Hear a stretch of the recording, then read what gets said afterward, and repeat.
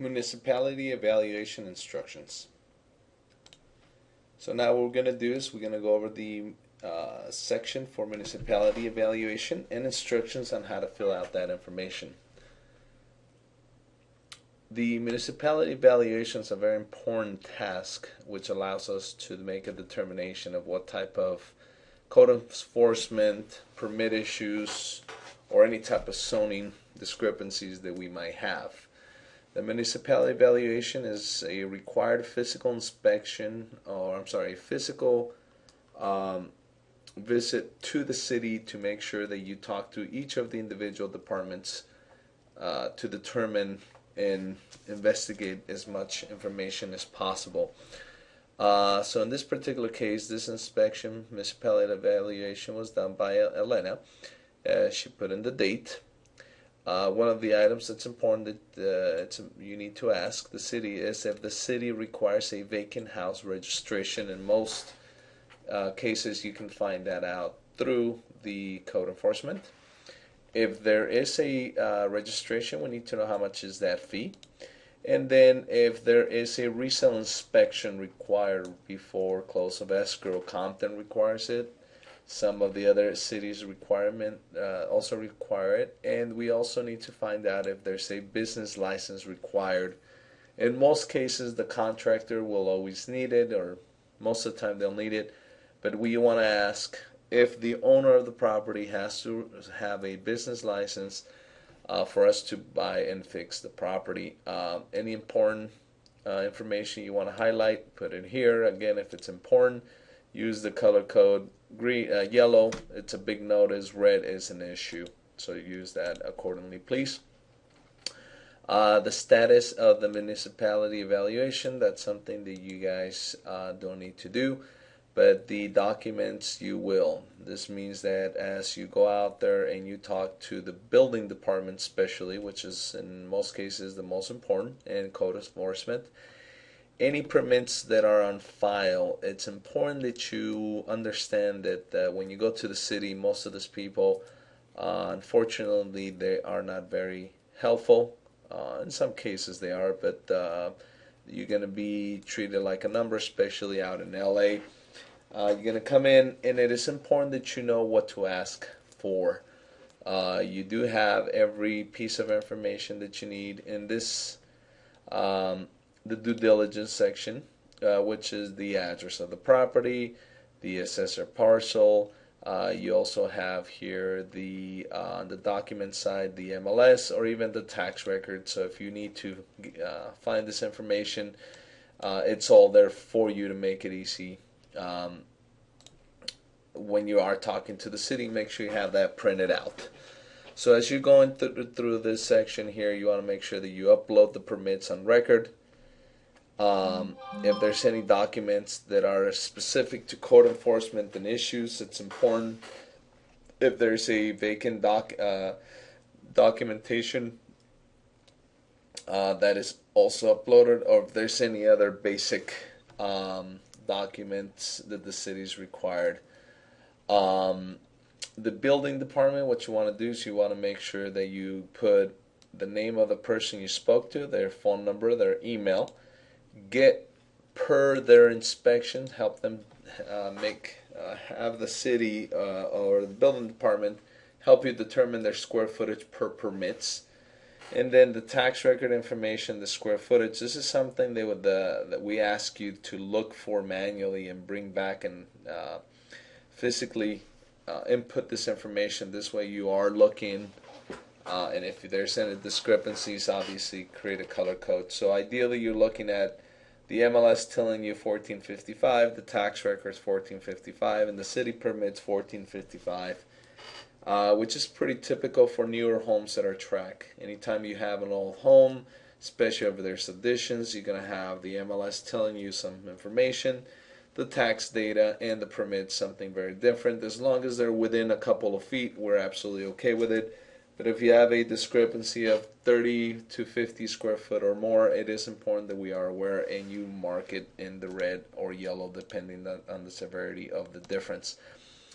Also on the permits on the bedrooms and bath, make sure that again the city or the gentleman or ma'am that is helping you to determine all this information from the building department also lets you know how many bedrooms and bath, and if there's any garage issues, meaning that maybe the property does not have a garage but they do require a garage. So that is an important question.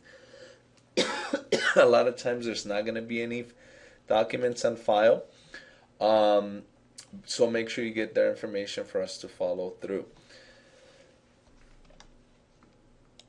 When you go to the city, make sure that you keep in mind that the building department, the code enforcement, the public works planning department, they are all different. They are usually different desks that you can go to.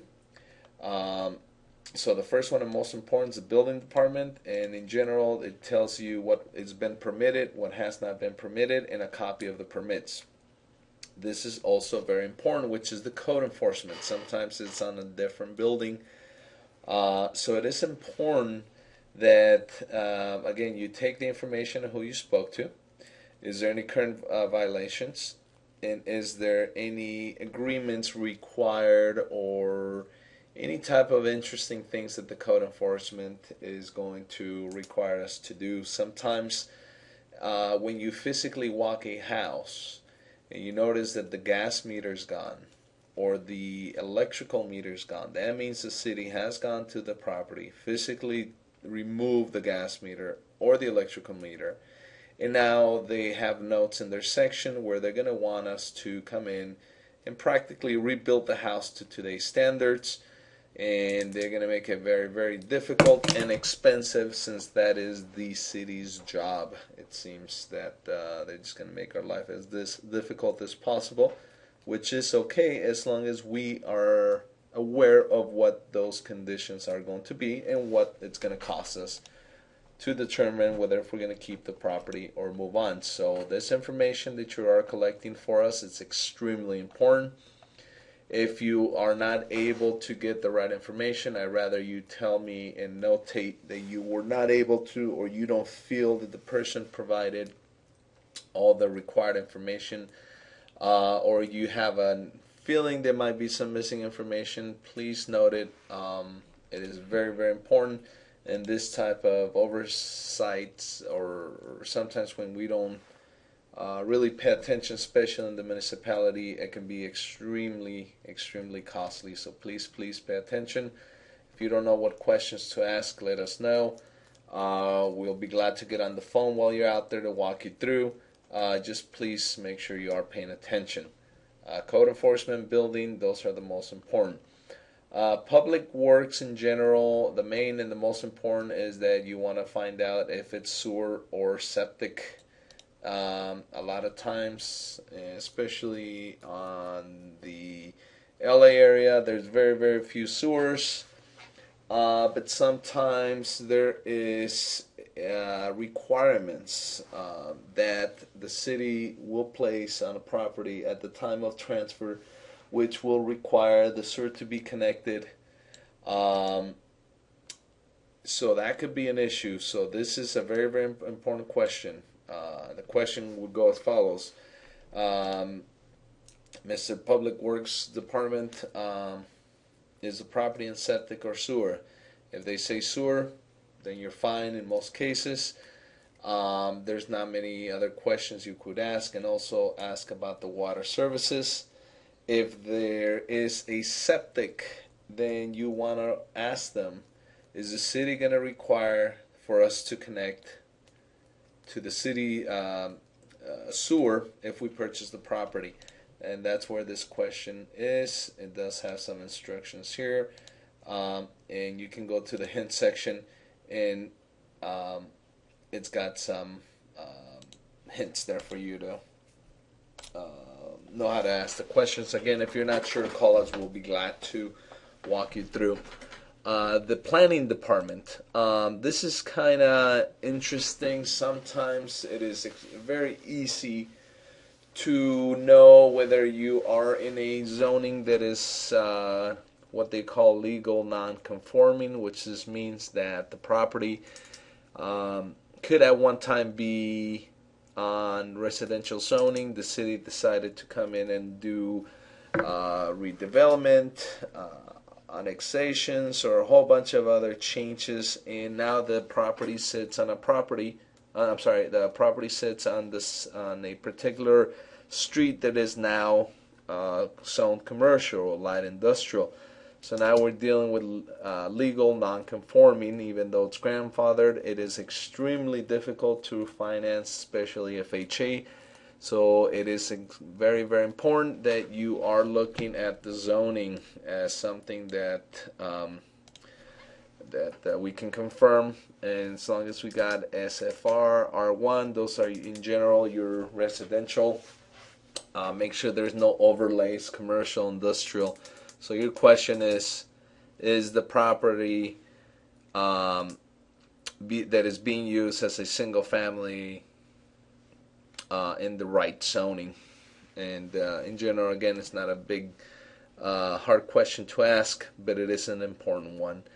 Housing department, in general, this is something that you want to look for the rent control.